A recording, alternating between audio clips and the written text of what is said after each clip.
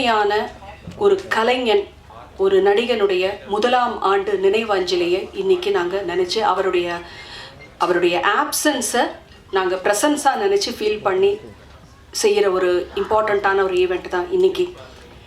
இந்த நாளை விட ஒரு ஆப்டான ஒரு சரியான ஒரு நாள் இந்த திரைப்படத்தினுடைய ட்ரெய்லர் லான்ச்சுக்கு இதை விட ஒரு கரெக்டான ஒரு நல்ல நாள் எங்களுக்கு பெருசாக தோணலை. அதனால் இன்றைக்கி இந்த ஈவெண்ட்டை நாங்கள் ஆர்கனைஸ் பண்ணியிருக்கோம். எங்களுடைய வேண்டுதலின் பேரில் வருகை தந்திருக்கும் எல்லாருக்கும், முக்கியமாக சீஃப் கெஸ்ட்னா இதை விட ஒரு ஆப்ட் சீஃப் கெஸ்ட்டு எங்களால் கூட்டிகிட்டு வர முடியாது. பாலாஜி சார் நடித்த ஒரு ஃபிலிமுக்கு அப்படி ஒரு கலைஞரை பெற்ற அவருடைய தாய் ராஜலட்சுமி அம்மா அவர்களுக்கு எங்களுடைய பணிவான வணக்கங்கள். வருக என்று வரவேற்கிறோம். மேலும் பாஸ்கர் அண்ணா அவர்கள், எனக்கு அவர் பாஸ்கர் அண்ணான்னு தான் நான் கூப்பிடுறேன். he's actually a multifaceted person working in various industries, education, agri and mainly into film production also. So Bhaskar அண்ணா அவர்களை வருக என்று வரவேற்கிறோம். அப்புறம் முக்கியமாக மீடியா நண்பர்கள், சகோதரர்கள், பத்திரிகை நண்பர்கள், சகோதரர்கள், உங்கள் அனைவரையும் பணிவன்புடன் தாழ்மையுடன் வருக என்று வரவேற்கிறேன்.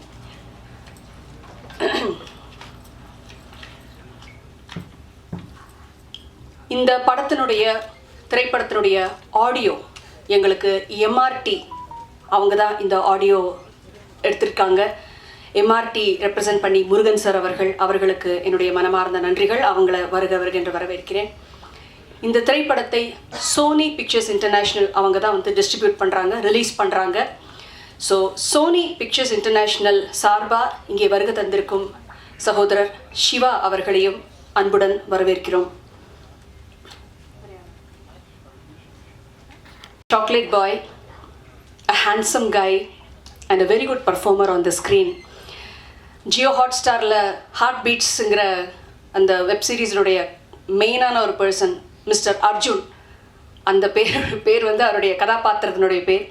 நம்ம திரைப்படத்தில் ஒரு முக்கியமான வேடம் ஏற்று நடிச்சிருக்கிறாரு திரு சாருகேஷ் அவர்களையும் அவர்களுடைய தாயார் அவர்களையும் அன்போடு வரவேற்கிறோம். இந்த படத்தில் டெபியூ பண்ணியிருக்காரு, முதலாக நடித்திருக்கிறாரு ஒரு இம்பார்ட்டண்ட்டான கதாபாத்திரத்தில் ஈஸ்வர் கிருஷ்ணா அவரையும் அன்போடு வரவேற்கிறோம். மனசில் வந்துட்டோ மோனே, அவருக்கு மலையாளத்தில் சொல்லணும், அப்போ தான் கொஞ்சம் புரியும். அண்ட் இந்த திரைப்படத்திற்கு இன்னும் கூட ஆர்டிஸ்ட், முக்கியமாக பாலாஜி சாரோட ரன்னிங் ரோல் மாதிரி பாலாஜி சாரோட எப்பவுமே ஸ்க்ரீன் ஷேர் பண்ணிக்கிட்டே நடிச்சிட்டு வந்த 2 பேர் இருக்காங்க. நடிகர் பாபு அவர்கள் அண்ட் நடிகர் முத்து அவர்கள், உங்கள் எல்லாருக்கும் பரிச்சயம். அவங்களையும் நான் மனசார வெல்கம் பண்ணுறேன். நன்றி முத்து, நன்றி பாபு. அண்ட் இந்த படத்தில் ஒரு 3-4 பாடலாசிரியர்கள் பாடல்கள் எழுதியிருக்காங்க. தாமரை அக்கா, மோகன்ராஜன் சார் அவர்கள், கிரிதர் வெங்கட் சார் அவர்கள்.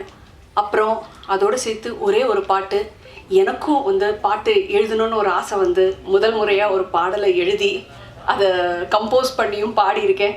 அதனால் இன்னைக்கு மற்றவங்க யாரும் வர முடியல, எங்களுக்காக வந்திருக்கிற கிரிதர் வெங்கட் அவர்களை அன்போடு வரவேற்கிறோம். And over to Daniel Balaji sir. இயக்குனர் பிரசாத் பிரபாகர் சார் அவர்கள் டேனியல் பாலாஜி சாரை வீட்டுக்கு போய் அவங்கள பார்த்து இந்த ஃபிலிமுக்கு கன்ஃபார்ம் பண்ணி இது பண்ணப்போ அப்போ தான் என்னை பற்றி இன்ட்ரடியூஸ் பண்ணாங்க. ஸோ நான் அவருக்கு as a part of the movie making அவருக்கு நன்றி சொல்கிறதுக்காக, சார் எங்கள் படத்தில் நடிக்கிறதுக்கு நீங்கள் சம்மதிச்சதுக்கு உங்களுக்கு எங்களுடைய மனமார்ந்த நன்றி அப்படின்னு அந்த நன்றி சொல்கிறதுக்காக வீடியோ காலில் அவரை சந்திக்கக்கூடிய ஒரு தருணம் தான் எனக்கு கிடைச்சிது. இப்போ வீடியோ காலில் நீங்கள் பாடுறீங்க, உங்களை பார்த்துருக்கேன் நான், எனக்கு உங்கள் பாட்டெலாம் நான் நிறைய கேட்டிருக்கேன், ரொம்ப சந்தோஷம் சார். சரி, இவ்வளோ பாடுறீங்க, நான் கேட்குற பாட்டு உங்களால் பாட முடியுமா அப்படின்னாரு. சார் கண்டிப்பாக சொல்லுங்கள் சார், தெரிஞ்சால் கண்டிப்பாக இப்போவே பாடுறேன் சார் அப்படின்னு. அவர் முதல்ல என்கிட்ட கேட்டது, நம்ம தண்ணீர் படத்தில் வர எம்எஸ்வி சார் அவர்கள் இசையமைத்த சுசிலாம்மா அவர்கள் பாடிய கண்ணான பூமகனே கண்ணுரங்கு சூரியனே அப்படிங்கிற பாட்டு உங்களுக்கு தெரியுமான்னு கேட்டார். ஆக்சுவலாக அந்த பாட்டு நான் நிறைய கேட்டு வளர்ந்துருக்கேன், ஆனால் பாட்டு எனக்கு பாடம் இல்லை, பாடுறதுக்கு எனக்கு பாடம் இல்லை. நான் சொன்னேன், சார் மன்னிக்கணும், நீங்கள் ரொம்ப ஒரு அழகான பாட்டு கேட்டிருக்கீங்க, ஆனால் வந்து இந்த பாட்டை நான் கற்றுக்கிட்டு ப்ராக்டிஸ் பண்ணிவிட்டு உங்களுக்கு கண்டிப்பாக நான் வந்து நேர்லேயே வந்து உங்களுக்கு நான் பாடி காமிக்கிறேன் அப்படின்னு சொன்னேன். அப்படியா, சரி, வேற ஒரு பாட்டு சொல்கிறேன், அது பாட முடியுமா அப்படின்னு. என்ன பாட்டு சார் சொல்லுங்கள். சிங்கார வேலனே தேவா பாட தெரியுமான்னு கேட்டேன். அது நல்லா தெரியும் சார் சொல்லிட்டு உடனே வீடியோ காலில் வந்துட்டு நான் சிங்கார வேலனே தேவா பாடினேன். பாடி முடிச்சு அவருக்கு ரொம்ப சந்தோஷமாக இருந்தது. அதாவது நான் அவருடைய பேக்ரவுண்டில் என்ன, அவர் எப்பேற்பட்ட ஒரு நடிகர், திறமைசாலி, அதில் எந்த ஒரு மாற்று கருத்துமே கிடையாது. பயங்கரமான திறமைசாலி. சினிமா நுணுக்கங்களை பற்றியும் நடிப்பு திறன்களை பற்றியும் ஸ்க்ரீன் ஸ்பேஸை எப்படி வந்துட்டு, ஏன்னா பாலாஜி சார் வந்து ஒரு ஸ்க்ரீனில் வராருனாவே கம்ப்ளீட்டாக கேப்சர் பண்ணிடுவார். அது அது அது நெகட்டிவிட்டி ரோலாக இருக்கட்டும், எதுவாக இருக்கட்டும். மோஸ்ட்லி அவர் நடித்ததெல்லாம் வில்லன் கேரக்டர்ஸ் தான். அந்த வந்தாலே அந்த கண்ணுக்கு அவ்வளோ பவர் இருக்குது. அதுதான் முக்கியமாக சொல்லுவாங்க, ஒரு நடிகருக்கு வந்து கண்ணு பேசணும் அப்படின்னு சொல்லுவாங்க. நான் பெரியவங்க சொல்லி கேள்விப்பட்டிருக்கேன். அந்த மாதிரி அந்த பாட்டு அவர் பின்னாடி இருக்கிற அவர் உட்காந்துட்டு இருந்த ரூமில் ரொம்ப சிம்பிளாக இருந்தது. நான் வந்து பிரசாத் சார்ட்ட கேட்டேன், என்னங்க இவர் இவ்வளோ பெரிய நடிகர், என்ன ரொம்ப சாதாரணமாக ஒரு கைத்துக்கட்டில் சிம்பிளாக அவர் பாட்டுக்கு சிம்பிளாக இருக்காரு. நம்ம அவர் இருக்கிற இடமும் அப்படி தான் இருக்குது, அவர் வாழ்ந்துட்டு இருக்கிற வாழ்க்கையும் அப்படி தான் இருக்குது. ஏன்னா யதார்த்தமான ஒரு வாழ்க்கை. ஏன்னா ஸ்க்ரீனில் எல்லாரும் பெரிய ஸ்டால்வார்ட்ஸாக இருக்கலாம், திறமைசாலிகளாக இருக்கலாம். ஆனால் நிஜ வாழ்க்கையில் எல்லாருமே வந்துட்டு அவங்கவுங்க அம்மா அப்பாவுக்கு பிள்ளை, கணவருக்கு மனைவி, மனைவிக்கு கணவன், பிள்ளைங்களுக்கு தாய் தகப்பன், இவ்வளோதான் ஒரு குடும்பம். ஒரு ஹியூமன் பீயினோட லைஃபே ரிவால்வ் ஆகுறது இவ்வளோக்குள்ளதான். எனக்கு ரொம்ப ஆச்சரியமாக இருந்தது அவருடைய சிம்பிளிசிட்டி. அப்புறம் இந்த பாட்டை வந்துட்டு செய்ய மாதிரி கேட்டார் அவர். இவ்வளோ நம்மெல்லாம் பார்த்து ரொம்ப மெச்சி ரொம்ப சந்தோஷப்பட்ட ஒரு நல்ல ஒரு ஆர்டிஸ்ட் வந்து நம்ம படத்தில் வேறு நடிக்கிறாங்க பாலாஜி சார். அவர் கேட்டு இந்த பாட்டை கற்றுக்கிட்டு பாடணும்னு சொல்லி ஒரு ஃபியூ டேஸில் வந்து அந்த பாட்டை உட்காந்து படித்து நோட்ஸ் எடுத்து நான் வந்து வாய்ஸ் நோட்டாக அனுப்பினேன். ஏன்னா அவரை பார்க்கக்கூடிய சந்தர்ப்பம் கிடைக்கல, அதனால இது வந்து எக்ஸ்டெண்ட் ஆகக்கூடாது, ஒரு ஆசையாக கேட்டார் அப்படின்னு சொல்லிட்டு அந்த வாய்ஸ் நோட்டாக நான் அனுப்பினேன். பிரசாத் சார் வந்து பாலாஜி சாருக்கு அனுப்பியிருப்பாருன்னு நினைக்கிறேன். அந்த பாட்டை ஒரு சில காரணங்களுக்காக நான் அந்த பாட்டை இப்போ பாட விரும்புகிறேன். ஏன்னா அந்த பாடல் வரிகள் என்ன சொல்கிறதுனா, இன்றைக்கி இருக்கிற தேதிக்கு அந்த மறைந்த அந்த ஆத்மாவுக்கு அது ரொம்பவே வந்து பொருந்தும். அதனால் வந்து வித் யுவர் பெர்மிஷன் அந்த பாடலை ஜஸ்ட் நான் மாத்திரம் தான் பாட போகிறேன், நோ இன்ஸ்ட்ருமெண்ட் நத்திங். பாடலாமா? கேட்குறீங்களா? மைக் கொடு, ஐபேட் கொடு. உங்களுடைய பாடல்களோ ஜி ராமநாதன் அவர்கள்லேருந்து இன்னைக்கு A R Rahman sir, Anirudh sir, எல்லாருமே வந்து இதெல்லாம் வந்து it is a part of culture. நம்ம அந்த மண்ணுடைய மனம்னு சொல்லுவாங்கல்ல, அது மாதிரி வளர்ந்த ஒரு பொண்ணு தான் நான். எனக்கு பல பாடல்கள் எனக்கு மெமரிஸ். சில பாடல்கள் முக்கியமாக வந்து எஸ்பிபி சார் மறைவுக்கு அப்புறம் எனக்கு வந்து பல பாடல்கள் கேட்குறதுக்கே ஒரு மாதிரி பயமாக இருந்தது. எந்த பாடல்லாம் வந்து தூங்கும் போதும், நடக்கும் போதும், உட்காரும் போதும், வண்டி ஓட்டும் போதும், பிள்ளைகளோட விளையாடும் போதும், குடும்பத்தில் இருக்கும் போதும் கேட்டு நான் வளர்ந்த பாடல்கள். ஒரு சில பேருடைய மறைவுக்கு அப்புறம் வந்து அந்த பாடல்களை கேட்க முடியாமல் போயிடும். ஏன்னா சிங்கர்ஸ் பொறுத்த வரைக்கும் இதெல்லாம் நாஸ்டாலஜிக் மூமெண்ட்ஸ். அதில் அழகான மெமரிஸ் இருக்குது, ரொம்ப துக்கமான மெமரிஸ் இருக்குது. இந்த ஒரு மெமரியை, இந்த பாடலை நான் எப்படி அழகான ஒரு பாடலில் சேர்க்குறதா இல்லை துக்கமான மெமரியில் சேர்க்குறதான்னு எனக்கு தெரியல. எனிவேஸ், எனக்கு வந்து இவருடைய மறைவு, any artist for that, any ஒரு நல்ல ஒரு கலைஞன், மக்களுடைய மனதில் இடம்பெற்ற கலைஞர்கள், அவங்க வில்லனா நடிக்கிறாங்க, ஹீரோங்க நடிக்கிறாங்கங்கிறது முக்கியம் இல்லை. நடிப்பு துறையில் எப்படி அவங்களுடைய நடிப்பை நடிச்சிருக்காங்க, அவங்களுடைய தொழிலை எப்படி நல்லா பண்ணியிருக்காங்க. அது பாடகராக இருக்கட்டும், நடிகராக இருக்கட்டும், இயக்குனராக இருக்கட்டும், பாடல் ஆசிரியராக இருக்கட்டும், யாராக இருக்கட்டும், அந்த மாதிரி மக்கள் மனசில் இடம்பெற்று இருக்கக்கூடிய ஒரு நடிகர் தான் டேனியல் பாலாஜி சார். எனக்கு ஆக்சுவலாக அவர்கிட்ட வந்துட்டு அந்த வீடியோ காலில் நான் பேசினப்போ கூட அவர் ரொம்ப ஜாஸ்தி சிரிக்கல, அவர் ரொம்ப கம்மி தான் எனக்கு சிரிச்சது. இன்ஃபேக்ட் அவருடைய ஃபோட்டோ வந்துட்டு கேட்டது கூட, அவர் சிரித்து இவ்வளோ அருமையாக முழுசாக நல்லா சிரித்த ஒரு ஃபோட்டோ, அந்த ஃபோட்டோ தான் எங்களுக்கு வேணும்னு சொல்லி அவங்க குடும்பத்தினர்கிட்டேருந்து கேட்டு நாங்கள் வாங்கினோம். ரொம்ப ஒரு காமான ஒரு பர்சன். ஷோபனா ஆல்ரெடி சொன்ன மாதிரி, ஆனால் பார்த்தா டெரராக இருக்கும். ஷூட்டிங் ஸ்பாட்டில் கூட வந்து எனக்கு அவர்கிட்ட பேசலாமா வேண்டாமா, சார் காஃபி சாப்பிட்றீங்களா, சார் டீ எதாவது சாப்பிட்றீங்களா, சாப்பாடு எப்படி இருந்தது, எதாவது குறைகள் இருக்கா, எதாவது தேவையா, எல்லாம் கேட்குறதுனா கூட எனக்கு ஒரு பயம். ஆனாலும் பேசுவேன், தைரியமாக போய் பேசுவேன். வேண்டாம் மேடம், தேங்க்யூ, இப்படி தான் சொல்லுவார். இந்த ஷெல்லுக்கு உள்ளே வந்துட்டு வேற ஒரு பாலாஜி சார் ஒருத்தர் இருக்கார். இங்கே ஷெல்லுக்கு வெளியில் இருக்கிறது டேனியல் பாலாஜி அவர்கள், அந்த ஷெல்லுக்கு உள்ளே இருக்கிறது பாலாஜி சார் அவர்கள். ரொம்ப ஒரு கான்ட்ராஸ்டிங் பர்சனாலிட்டின்னு தான் நான் சொல்வேன். படத்தில் ஒரு நடிகரை பார்க்குறதுக்கும் நிஜ வாழ்க்கையில், அவங்களோட யதார்த்த வாழ்க்கையில் அவங்கள பார்க்குறதுக்கும் நிறைய வித்தியாசங்கள். அவர் இவ்வளோ தூரம் ஆன்மீகத்தில் சிறந்து இருப்பாருன்னு சொல்லிட்டு ஒரு தேடுதல் இருக்கும் அவருக்குன்னு நாங்கள் எதிர்பார்க்கவே இல்லை. அது மாத்திரம் இல்லாமல் இந்த படம் ஷூட்டிங் நடந்துட்டு இருக்கும்போது அதிகமாக வந்து ஈஸ்வர் கிருஷ்ணாவோடையும் சாருகேஷ் அவர்களுடையும் அவர் அதிகமாக பேசியிருக்காரு. அது மாத்திரம் இல்லாமல் அவர் கூட ரன்னிங் கேரக்டராக வந்துட்டு இருந்த பாபு அவர்களோடும் முத்து அவர்களோடும் அதிகமாக அவர் வந்துட்டு பேசியிருக்கிறாரு. அப்போவே வந்து ஈஸ்வர் கிருஷ்ணா கிட்டக்க அவர் சொல்லியிருக்கிறாரு, இதுதான் என்னுடைய கடைசி படமாக இருக்கும், இதுக்கப்புறம் நான் பரிபூர்ணமாக ஆன்மீக வழியில தான் போகிறதா இருக்கேன். இதில் என்னன்னா, மனுஷன் எவ்வளோ சம்பாதிச்ச காசும் வந்து ஒரு ஒரு ஒரு அருமையான ஒரு கோயிலை வந்துட்டு கட்டுறதுக்காக யூஸ் பண்ணியிருக்காரு. அவர் வந்து பயங்கரமான ட்ரெஸ் போட்டுலாம் நாங்கள் வந்து பெருசாக ஆடம்பரமாக ட்ரெஸ் பண்ணி நான் பார்த்தது கிடையாது. அட்லீஸ்ட் இந்த இந்த இந்த ஆர்பிஎம்மோட ஜேர்னியில் அட்லீஸ்ட் நான் சொல்லணும்னா, சாதாரணமாக ஒரு வேஷ்டி வீட்டில் இருக்கும்போது சாதாரண ஒரு வேஷ்டி கட்டிட்டு தான், ஒரு பனியன் போட்டுட்டு தான் அவர் இருந்திருக்கார். That's contrast thing. அண்ட் முக்கியமாக இந்த டைரக்டர் பிரசாத் பிரபாகர் சார் அவர்களோட பாலாஜி சாருக்கு நாங்கள் செட்டிலேயே சொல்லிப்போம். பிரசாத் சாரெல்லாம் நாங்கள் கிண்டல் பண்ண ஆரம்பிச்சிட்டோம். பிரசாத் சார் வந்து ஏதாவது சீன் பற்றி எக்ஸ்பிளைன் பண்ணுறதுக்கு கொள்றதுக்கு ஏதாவது வந்தானுக்கா, ஷபா வந்துட்டிங்களா சொல்லுங்கள் இப்படி தான். ஸோ அந்த ஷபாங்கிறத நாங்கள் சொல்லி எங்களுக்கு இதெல்லாம் பயங்கரமான ஒரு ஹாண்டிங்கான மெமரிஸ் ஆகிடுச்சு. எனக்கு ஹியூமராக இருந்த ஒரு விஷயங்கள்லாம் வந்து ரொம்ப ஹாண்டிங் ஆக ஆரம்பிச்சிடுச்சு. ரக்தோல் அங்காள பரமேஸ்வரி அம்மன் கோவில் தான் அவர் ஆவடியில் வந்து கட்டியிருக்கிற கோவில். ரொம்ப அழகான கோவில். உங்களுக்கு கோவில் போகிற பழக்கம் இருக்கிறவங்களுக்கு கண்டிப்பாக ஒரு தடவை போய் விசிட் பண்ணுங்கள். இவரை பற்றி நான் ரெண்டே விஷயம் மாத்திரம்தான் நான் சொல்லணும். நான் சின்ன வயசில் சில படங்கள் நடித்தேன். அதுக்கப்புறம் வளர்ந்ததுக்கப்புறம் அதிகமாக ஒன்றும் படங்களில் நான் நடிக்கலை. சொல்லப்போனால் பாட்டு மேலே ரொம்ப கான்சன்ட்ரேஷன் இருந்து படம் வந்து அந்த அளவுக்கு நடிக்கலை. நான் இந்த படம் நடிக்கும் போது எனக்கு பொறுத்த வரைக்கும் நான் ஏதோ ஒரு சில படங்கள் நடித்தேங்கிற எந்த ஒரு அனுபவம், ஒரு கான்ஃபிடென்ஸ் எதுவுமே எனக்கு கிடையாது. நான் ஃபஸ்ட்டு டே செட்டுக்கு வரும்போது டைரெக்டாக பாலாஜி சார்கிட்ட சார் உங்கள்கிட்ட ஒன்று கேட்கணும். என்ன மேடம் சொல்லுங்கள் சார், நீங்கள் நடிக்கும் போது நீங்கள் எப்படி பர்ஃபார்ம் பண்ணுறீங்கிறத பார்க்குறதுக்கு எனக்கு நீங்கள் அனுமதி கொடுக்கணும்னு கேட்டேன். அது எதுக்கு நீங்கள் பார்க்கணும்? இல்லை சார், நான் வந்து நீங்கள் தான் ஏற்கனவே நடிச்சிருக்கீங்களே. சார் இல்லை சார், அவ்வளோ பெரிய வார்த்தையெல்லாம் சொல்லாதீங்க, உங்கள் முன்னாடி அந்த வார்த்தையை சொல்கிறதுக்கெலாம் எனக்கு எந்த தகுதி இல்லை, நான் கற்றுக்கிறேன், என்னை ஒரு ஸ்டூடெண்ட்டாக நினச்சி ஜஸ்ட் அட்லீஸ்ட் நீங்கள் பர்ஃபார்ம் பண்ணுறதை எனக்கு பார்க்குறதுக்கு அனுமதி கொடுங்க. சரி பாருங்கள். ஸோ பல ஷார்ட்ஸ் வந்து அவர் எப்படி ஒர்க் பண்ணார், எப்படி, ஏன்னா ஸ்க்ரீனில் ஒரு நடிகருடைய ப்ரெசன்ஸ், அந்த பர்ஃபார்மன்ஸை பார்க்குறது ஒரு விஷயம், சாதாரணமாக இருப்பார். ஆனால் அந்த ஆக்ஷன்னு சொன்னதுக்கப்புறம் அவருடைய கண், அவருடைய பாடி லாங்குவேஜ் அந்த கேரக்டருக்குள்ளே அப்படியே வந்துடுவார். இது ஒன்று. ரெண்டாவது நான் பகிர்ந்துக்கணும்னு நினைக்கிற ஒரு விஷயம், இந்த படத்தில் ஈஸ்வர் கிருஷ்ணா அவர்களும்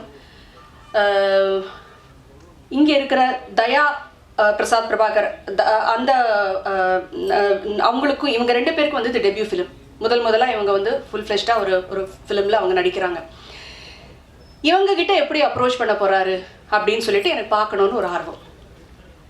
தயா பிரசாத் அவர்களோட வந்து காம்பினேஷன் சீன்ஸ் நிறையா பாலாஜி சாருக்கு இருந்தது. அண்ட் ஈஸ்வரும் இதே மாதிரி தான் வந்து நடிக்கும் போது ஃபர்ஸ்ட் டே வந்து ஈஸ்வர் நடிக்கும் போதே வந்து டென்ஷன், பயங்கர ஒரு படபடப்பு. ஈஸ்வர் என்னென்னலாம் ப்ரிப்பேர் பண்ணிட்டு வந்தாரோ கற்றுட்டு வந்தாரோ டோட்டலாக அங்கே மறந்தாச்சு. அப்போ இவர் ஒரே வார்த்தை சொன்னார், தம்பி நடிக்கும் போது பயப்படக்கூடாது. இன்னொன்று, நீங்கள் நடிக்கும் போது நான் டேனியல் பாலாஜி கிடையாது, நான் ஒரு சாதாரண இந்த கேரக்டருக்கு உள்ள ஒரு மனுஷன். அந்த கேரக்டரை மாத்திரம் நீ பார்த்தா போதும், உன்னுடைய வேலையை நீ கான்ஃபிடென்ட்டாக தைரியமாக நீ பண்ணு அப்படின்னு ஒரு டெபியூ நியூ கம்மருக்கு அவர் கொடுத்த உற்சாகம் அது எனக்கும் ஒரு படிப்பினையாக இருந்தது.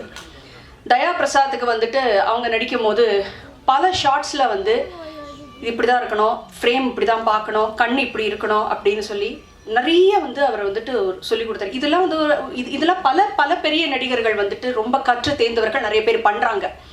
ஆனால் இது சில பேர் வந்துட்டு நான் இதுக்கு இது தலைனா அவங்க எப்படின்னா அவங்க ஃபிலிம் அவங்க நடிக்கிறாங்க எப்படின்னா போட்டோன்னு சில பேர் இருக்காங்க. ஆனால் அந்த ஒரு பர்ஃபார்மன்ஸ் கொடுத்து இப்போ ஈஸ்வர் கிருஷ்ணாக்கும் சரி தயாக்கும் சரி அவங்க இந்த படத்தில் நல்லா பர்ஃபார்ம் பண்ணியிருக்காங்கன்னு ஒரு பேர் வரும்னா அதில் 50% வந்து டேனியல் பாலாஜி சாருக்கு போகும் தான் சொல்லுவேன், 50% டைரக்டர் சார் அவருக்கு போகும். ஸோ இந்த விஷயங்கள் ஷேர், அதுவும் இல்லாமல் இந்த படம் வந்துட்டு it's a suspense thriller. Daniel Balaji சாருக்கு வந்து உங்களுக்கு எவ்வளோ தூரம் தெரியும் தெரியல, லேஸில் ஒரு ஸ்கிரிப்டை அவர் ஒத்துக்க மாட்டார். லேஸில் ஒரு ஸ்கிரிப்டை கன்வின்ஸே பண்ண முடியாது. அதுவும் இல்லாமல் இந்த க்ரைம் சஸ்பென்ஸ் த்ரில்லர் மாதிரி இருக்கிற மூவிஸை 1008 லாஜிக் இருக்கணும். ஒவ்வொரு சீனுக்கும் அந்த கதை மூவ் ஆகிற விதங்கள் எல்லாத்துக்குமே அந்த லாஜிக் இருக்கணும். அதில் பிரசாத் பிரபாகர் சார் வந்து ரொம்ப அழகாக கதையை விவரித்து அவருடைய கதாபாத்திரத்தினுடைய தன்மை என்ன ஏதுன்னு ஃபிலிமை பற்றி ரொம்ப கரெக்டான கன்ஸ்ட்ரக்ஷன், அந்த ஒரு ஃப்ரேம் ஒர்க்கு கரெக்டாக கொடுத்து அதுக்கப்புறம்தான் பல மீட்டிங்குகளுக்கு அப்புறம்தான் வந்து பாலாஜி சார் வந்து இந்த படத்தை வந்துட்டு நடிக்கிறதுக்கு ஒத்துக்கிட்டாரு. அந்த மாதிரி ஒரு பரிபூர்ண உழைப்பு ஆர்பிஎம் டீம் எல்லாருமே இதில் ஒர்க் பண்ணியிருக்கிற ஆர்டிஸ்டும் சரி, இதில் ஒர்க் பண்ணியிருக்கிற டெக்னீஷியன்ஸும் சரி, ஒரு பரிபூர்ண உழைப்பு மூலமாக வந்துட்டு இருக்கிற ஒரு ப்ரொடக்ஷன் தான் ஆர்பிஎம். இந்த திரைப்படத்துக்கு உங்கள் எல்லாருடைய பேராதரவும் ஆசீர்வாதமும் நல்ல குட் விஷஸும் எங்களுக்கு என்றைக்குமே இருக்கணும். இன்னும் மேலும் மேலும் உழைக்கிறதுக்கு எங்கள் டீம் நாங்கள் தயாராக இருக்கோம். மேலும் மேலும் நல்ல ஆப்பர்ச்சுனிட்டிஸ் இந்த படத்தில் நடித்தவங்க ஒர்க் பண்ணவங்க எல்லாருக்குமே இன்னும் வாழ்க்கை இன்னும் நல்லபடியாக உயரணும் அப்படின்னு சொல்லிட்டு நான் மனசார வேண்டிக்கிறேன். அது மாத்திரம் இல்லாமல் இன்றைக்கி நாள் வந்து அவர் இறந்த நாளாக இருக்கலாம், ஆனால் இன்றைக்கி ரொம்ப விசேஷம். இன்றைக்கி சூரிய கிரகணம் நடந்துக்கிட்டு இருக்கு. அது மாத்திரம் இல்லாமல் நிறைய கிரகங்களோட சேர்க்கை ரொம்ப நல்ல விஷயம். இந்த உலகத்துக்கே வந்து நிறைய நன்மை நடக்கக்கூடிய ஒரு தினமாக எல்லாரும் சொல்கிறாங்க. அந்த ஆசீர்வாதம் எல்லாருக்கும் நம்ம எல்லாருக்குமே கிட்டட்டும் அப்படின்னு சொல்லி வேண்டி எனக்கு இந்த வாய்ப்பை அளித்த ஆர்பிஎம் டீம் அவர்களுக்கு நன்றி தெரிவித்து விடைபெறுகிறேன். நன்றி, வணக்கம். தலம் வந்து சாமிக்கு தான் வாங்குவான், பழம் பூ. இந்த ஸ்கூலுக்கு போயிட்டு வரும்போது அதையே தான் வாங்கிட்டு வருவான். வரும்போது பை வாக்கிங்கில் வந்துடுவான், பஸ்ஸில் வரமாட்டான். ஏதுறான்னா நான் வாங்கிட்டு வந்தேன் அப்படின்னு சொல்லுவான். அப்படி தான் எல்லாமே அவனுக்கு பழக்கம். காலேஜ் போன பிறகும் அதே ஹேபிட் அவனுக்கு விடாத இருந்தது. இப்போவும் அதே தான். நடித்த பிறகும் அவனுடைய இதெல்லாம் வந்து கோயிலுக்காக தான் செலவு பண்ணி ரொம்ப அழகாக கட்டியிருக்கான். நீங்கள் எல்லோரும் வரணும். அவன் நடித்த படம் நீங்கள் எல்லாரும் பார்த்து அவனை ஆசீர்வதிக்கணும். கண்டிப்பாக பாருங்கள். என்ன சொல்கிறது, தாயே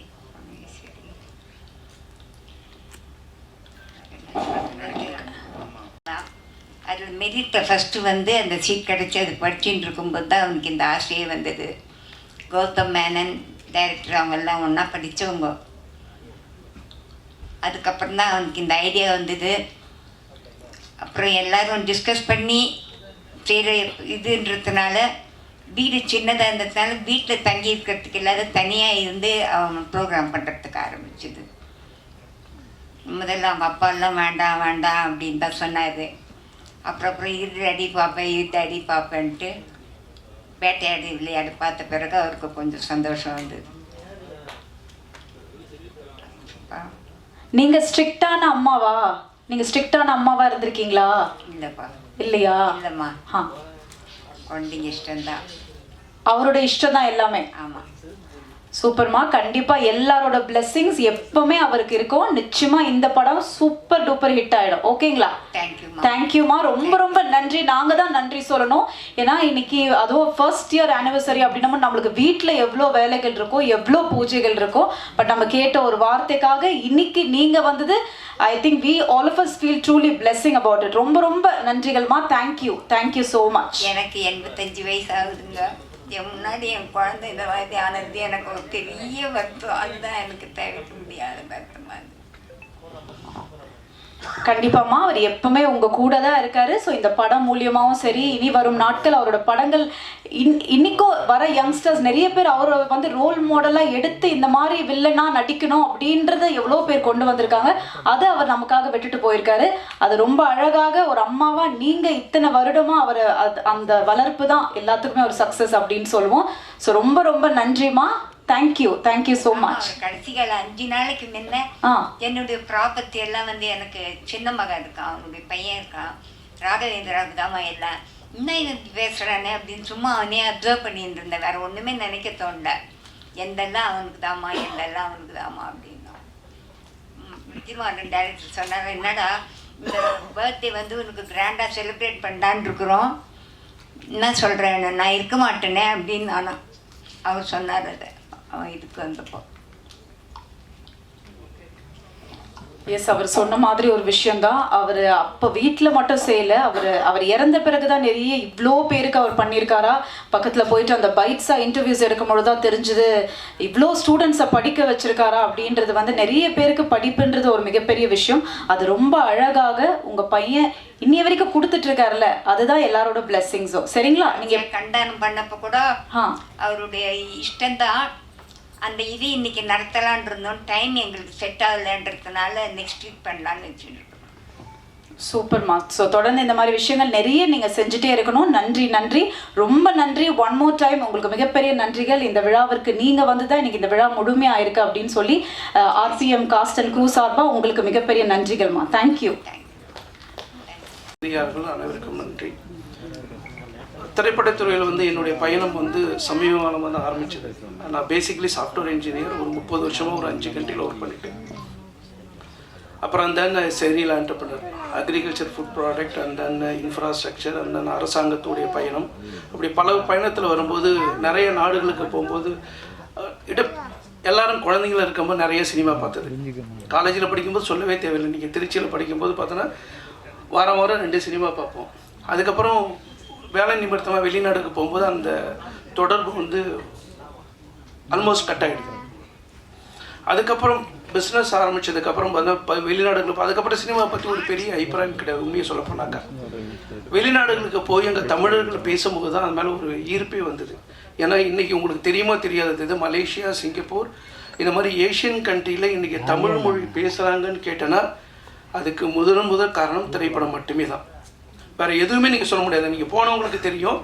ஏன்னா அங்கே பள்ளி படிப்பில் வந்து தமிழ் பாடம் கிடையாது. அமெரிக்காவில் மட்டும், அமெரிக்காவில் ஒரு 2 வருஷம் தான். இப்போயும் என்னுடைய அலுவலகம் அமெரிக்காவில் இருக்குது. வருஷத்துக்கு 3 மாதம் அங்கே போவேன். அப்போ தான் ஒரு கடந்த ஒரு 20 வருஷமாக தான் பார்த்தோன்னாக்கா நம்ம பசங்க தமிழ் படிச்சுட்டு இருக்காங்க. அதுக்கு முன்னாடி தமிழ் படிக்கலை. ஏஷியன் கண்ட்ரியில் பார்க்கும்போது பார்த்தோன்னாக்கா தமிழ் கிடையாது. இன்றைக்கி தமிழ்நாட்டுக்கு வெளியில் இருக்கிற தமிழர்கள் தமிழ் பேசுகிறாங்கன்னு சொன்னோன்னா அது திரைப்படம் மட்டும்தான், வேறு எதுவுமே கிடையாது. புக்கு படிக்க தெரியாது. ஆஃப்ரிக்கா பொண்ணு, என்னுடைய நண்பர் இப்போ வந்திருக்காரு. அவர் இப்போ ஆஃப்ரிக்கா போகும்போது பார்த்தம்போது தமிழ் பேசுவாங்க, தமிழ் தெரியாது. எதுக்கு நான் சொல்ல வரேன்னா, திரைப்படத்துறையுடைய ஒரு பக்கம் கான்ட்ரவர்சி சப்ஜெக்டாக இருந்தாலும் இன்னொரு பக்கம் சமூகத்துக்கு என்ன செஞ்சுட்டு இருக்குன்னு இப்போ அந்த கோணத்தில் வரும்போது தான் நான் அந்த இந்தோனேஷியா போயிருந்தேன். நடுவில் ஒரு 2 மாதம் ஒரு 4 மாதம் முடி போயிருந்தேன். ஒரு பொண்ணு வந்து மிக அழகாக வந்து பார்த்தோன்னாக்கா மாரியம்மன் கோயிலில் வந்து முருகரை பற்றி பாடுச்சு.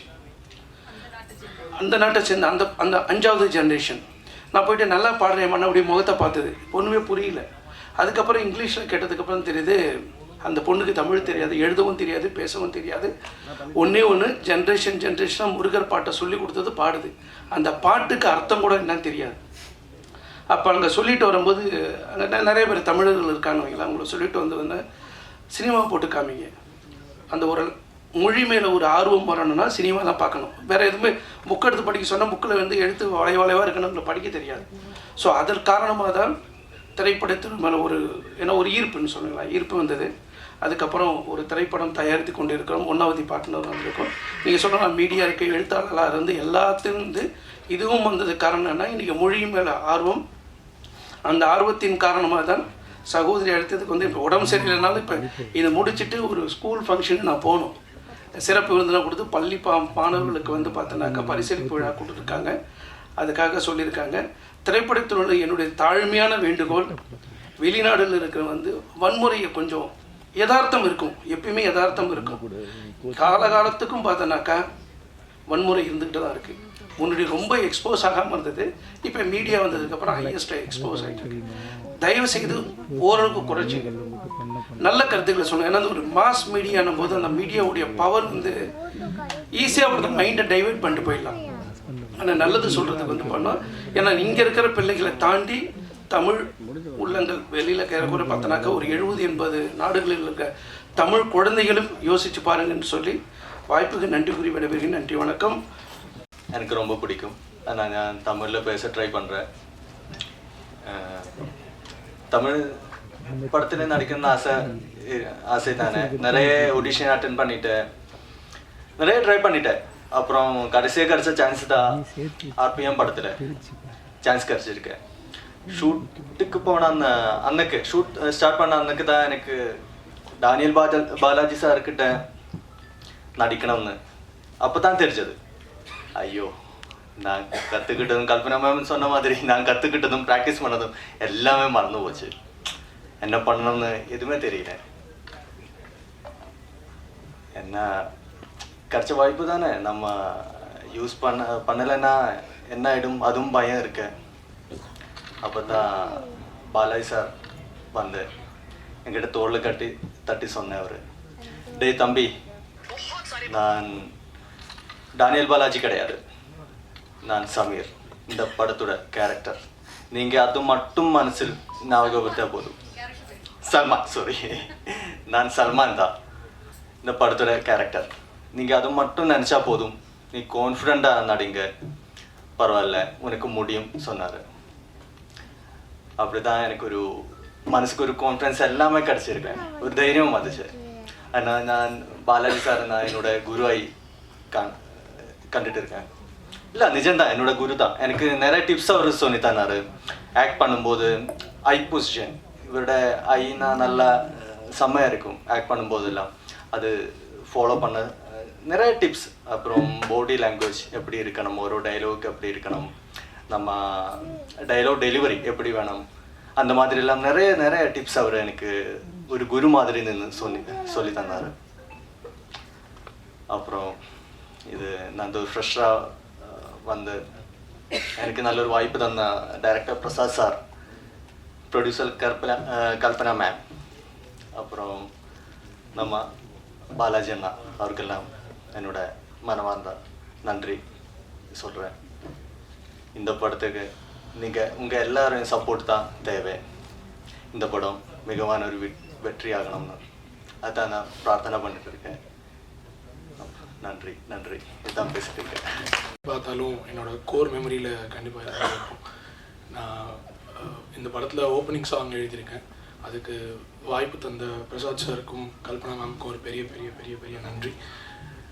சார் வந்து இந்த வாய்ப்பு எனக்கு கொடுத்ததுக்கு அப்புறமா இருக்கிற ப்ராசஸ் எல்லாத்தையுமே எனக்கு மெமரபுளாக ஆக்கிக்கிட்டே இருக்கணுன்றதுல ரொம்ப பர்டிகுலராக இருந்துகிட்டே இருந்தார். ஒரு இதையுமே இது என்னோடய முதல் வாய்ப்புன்றதுனால இது எனக்கு மைல் ஸ்டோனாக மாற்றிட்டே இருக்கணுன்றதில் வந்து சார் பர்டிகுலராக இருந்துகிட்டே இருந்தார். சார் நிறைய சர்ப்ரைசஸ் கொடுத்தாரு. இந்த ப்ராசஸ் எனக்கு எப்பயுமே மைண்டில் வச்சுக்கிட்டே இருக்கிறதுக்கு திரும்ப திரும்ப அதை ரெஃப்ரெஷ் பண்ணிக்கிட்டே இருந்தார். அதுக்கும் ஒரு பெரிய நன்றி சார். உங்கள் எல்லாருக்கும் நன்றி. இந்த படம் கண்டிப்பாக பெரிய வெற்றி அடையணும் அப்படின்றது எல்லாரோட ஆசையாகவும் இருக்குது. உங்கள் எல்லாரோட சப்போர்ட்டில் அது நடக்கும். நம்புறேன். ரொம்ப நன்றி. அங்கே ஷூட்டுக்கு போன எக்ஸ்பீரியன்ஸ் நான் ஷேர் பண்ணிக்கிறேன்.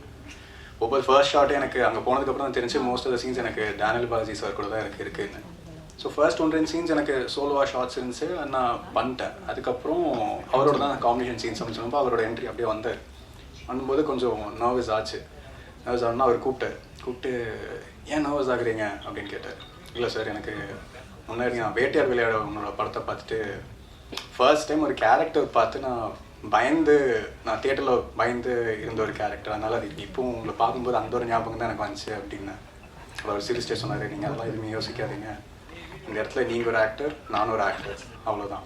ஸோ கேரக்டராக நீங்கள் என்ன பண்ணணுமோ அது பண்ணிக்கோங்க, ஜாலியாக இருங்க, நம்ம ஃப்ரெஷ்ஷாக அப்படியே பண்ணிக்கலாம் அப்படின்னாரு. ஸோ அந்த ஒரு பூஸ்ட் எனக்கு அதுக்கப்புறம் அந்த சீன்ஸ் எல்லாமே அதனால எனக்கு மேபி நல்லா இருந்துச்சோ என்னமோ தெரில. அண்ட் முக்கியமாக அவர் ஒன்று சொன்னார், எனக்கு இப்போ வரைக்கும் ஹெல்ப்ஃபுல்லாக இருக்கிறது ஒரு இதுக்கும் ஒரு கேரக்டர் எப்படி ப்ரிப்பேர் பண்ணுறதுன்னு சொன்னார். அது இன்னைய வரைக்கும் இப்போ ஒரு சின்ன சின்ன ரோல்ஸ் நான் பண்ணுறதா இருந்தாலும் அது எனக்கு ரொம்ப இப்பவும் ஹெல்ப்ஃபுல்லாக இருக்குது. சின்ன சின்ன இன்ஸ்டன்ஸ் தான். அவர் எல்லாரும் சொல்கிற மாதிரி அந்த அவர் கண் வைக்கிறதா இருக்கட்டும், ஒரு பாடி லாங்குவேஜ், ஒரு கேரக்டர் ப்ரிப்பேர் பண்ணுறது, பேசிக்லி ஃப்ரம் ஸ்க்ராட்ச் எல்லாம் ப்ரிப்பேர் பண்ணுறது அவர் நிறையா அதை எக்ஸ்பிளைன் பண்ணார், எப்படி ப்ரிப்பேர் பண்ணுன்ற அந்த ஒரு ரீதி. ஸோ அது எனக்கு இப்போ வரைக்கும் ஹெல்ப்ஃபுல்லாக இருக்குது. கண்டிப்பாக த்ரூ அவுட்டாக என்னோட கெரியரில் அது ரொம்ப ஹெல்ப்ஃபுல்லாக இருக்கும் அவரோட இது. அண்ட் ஸ்க்ரீன் ஸ்பேஸ் அப்படின்னு பார்க்கும்போது கல்பனா மேம் கூட ஒரு சீன் நான் நடிச்சிருக்கேன் மோஸ்ட்லி. இல்லை அந்த சீன் மோஸ்ட்டாக நிறைய இடத்துல பேசப்படும் நினைக்கிறேன், நானும் அதை வேண்டிக்கிறேன். அண்ட் இந்த எல்லாரும் மாதிரியும் நாங்களும் இந்த படத்துக்கு ரொம்பவே நல்லா எஃபர்ட்ஸ் போட்டிருக்கோம், ரொம்ப நல்லா வந்திருக்கேன் நம்புகிறேன். அண்ட் நீங்களும் உங்களோட சப்போர்ட் ரொம்பவே தேவை. Please do support is. And இந்த படத்தை நல்லா வந்திருக்குது, ப்ளீஸ். தேங்க்யூ. அதோட மேக்ஸிமம் நான் பண்ணியிருக்கேன். அதுக்கு உங்களோட அனைவரோடையும் சப்போர்ட் வேணும். முக்கியமாக என்னென்னா, சோனி மாதிரி ஒரு பெரிய ஒரு கம்பெனி பேன் இண்டியா ரிலீஸ் பண்ணுறதுக்கு இந்த படம் எடுத்துறதுக்கு ஃபஸ்ட்டாக நான் நன்றி சொல்ல சோனிக்கிட்ட. அதுக்கப்புறம் என்னென்னா, இந்த படம் இந்த அளவுக்கு கொண்டு வர்றதுக்கு நிறைய ஆட்கள் எனக்கு சப்போர்ட் பண்ணியிருக்காங்க, ஆக்டர்ஸ், டெக்னீஷியன்ஸ் அனைவரும். அப்புறம் சக்ஸஸ் பண்ணதுக்கு அப்புறம், இது முடிஞ்சதுக்கப்புறம் இனிமேல் என்ன வேணும்னா, நான் என்ன பண்ணாலும் நீங்கள் சொன்னால் மட்டும்தான் மக்கள் கேட்பாங்க. நான் கையெடுத்து கும்பிட்றதுக்கு என்ன காரணம்னா, நீங்கள் சப்போர்ட் பண்ணுங்கள். ஏன்னா டேனியல் பாலாஜி சார் வந்து கிட்டத்தட்ட ஒரு 1.5 வருஷத்துக்கு மேலே ஆச்சு அவரோட படம் வந்துட்டு. அதையும் ரொம்ப அழகாக நடிச்சிருக்காங்க. டேனியல் பாலாஜி சார் நடிக்கும்போது சாதாரணமாக வந்து ஓவர் எக்ஸ்போஸ்டாக நடிப்பாங்க. ஆனால் இதில் வந்து அவரை சட்டிலாக அண்டராக நடிக்க வச்சுருக்கேன் நான். ஒரு விஷயத்த இப்படி பார்க்குறதுக்கு பதிலாக சார் நீங்கள் வந்து ரொம்ப ரொம்ப சட்டிலாக நடிங்க, உங்களோட ஓவர எக்ஸ்பிரஷன்ஸ் தான் ஜாஸ்தியாக நாங்கள் பார்த்துருக்கோம். ஆனால் நீங்கள் வந்து உங்களுக்கு சில டைமில் உங்களுக்கு பயங்கரமாக கோவம் வரும், ஆனால் சிரிக்காதீங்க. உங்கள் மைண்டில் தான் அந்த கோவெல்லாம் பார்க்கணும், ஆனால் எங்களுக்கு அது புரியணும். அதனால தான் சொல்லுங்கள் சார் அப்படி தான் சொல்லுவாங்க. ஏன்னா அவருக்குள்ளே ஒரு டைரக்டர் இருக்குது, அவருக்குள்ளே ஒரு ரைட்டர் இருக்குது, அவருக்குள்ளே ஒரு ப்ரொடக்ஷன் கண்ட்ரோலர் இருக்குது, அவருக்குள்ளே ஒரு ப்ரொடியூசர் இருக்குது, எல்லாமே இருக்குது. அவரெல்லாம் ஈஸியாக ஏமாற்றவே முடியாது. எல்லாமே கேட்பாங்க, நான் எதுக்கு சிரிக்கணும், எதுக்கு இப்போ வந்து 2 சீன் அடிக்கணும். என்னோட அசோசியேட்ஸ் எல்லாம் வந்துட்டு அவர்கிட்ட பேசுகிறதுக்கு கொஞ்சம் பயப்படுவாங்க. வேற ஒன்றும் இல்லை, ஒரு சீனை சொன்னால் பிஃபோர் என்ன நடக்கணும்னு கேட்பாங்க. ஜஸ்ட் இப்போ நம்ம சீனில் இருக்கிறது என்னென்னா, டேனியல் பாலாஜி சார் கார்லேருந்து வெளியில் வராங்கன்னு வச்சுக்கோங்க. அவர் என்ன ஃபஸ்ட்டு ஸ்கிரிப்ட் கொடுக்குற அந்த பையன்கிட்ட எங்கே கேட்பேன், சரி இறங்குறாங்க, அதெல்லாம் எனக்கு புரியுது, நான் இப்போ எங்கேருந்து வரேன் சார், அது ஸ்கிரிப்டில் இல்லை சார். தம்பி நான் இப்போ ஹாஸ்பிட்டல்லேருந்து வரீங்களா இல்லை நான் சினிமா பார்த்துட்டு வரீங்களா, அந்த இமோஷன்ஸ் வந்து எனக்கு கேரியட் பண்ணோன்னா நீ எனக்கு பிஃபோர் சொல்லியே ஆகணும். அந்த அளவுக்கு ஸ்கிரிப்டை பற்றி சினிமாவை பற்றி ரொம்ப நல்லா புரிஞ்சுக்கிற ஒரு பர்சன்கிட்ட ஒர்க் பண்ணுறது எனக்கு பெருமையாக இருக்குது. அவர் கூட ஒர்க் பண்ணுற ஒவ்வொரு நிமிஷமும் ஒவ்வொரு நொடிகளும் என்னோட மெமரியில் ஆயுட்காலம் எப்போவுமே நிற்கும். நீங்கள் ப்ரெஸ் மீடியாஸ் எல்லாமே வந்து எங்களுக்கு சப்போர்ட் பண்ணோம். ஆர்பிஎம் படம் பெரிய ஒரு வெற்றியாக வர்றதுக்கு உங்களோட சப்போர்ட் தேவை. இதுக்கப்புறம் இப்போது சில பேர் சொல்லுவாங்க, சில பேரோட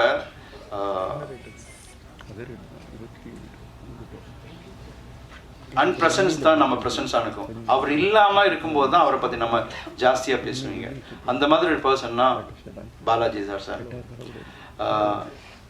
இங்கே வந்து அம்மா கிட்ட எனக்கு என்ன சொல்ல வந்தீங்கன்னா, அவர் எங்கிட்ட சொன்ன ஒரு விஷயம் என்ன, சார் சீக்கிரம் முடிங்க சார்.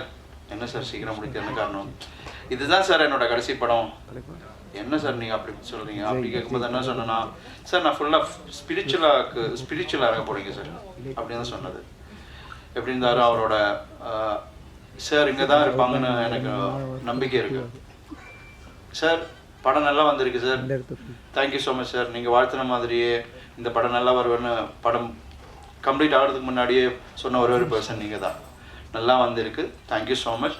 மீடியாவுக்கு நன்றி, எல்லாருக்கும் நன்றி. அம்மா உங்களுக்கு மிகப்பெரிய நன்றிம்மா, தேங்க்யூ ஸோ மச்.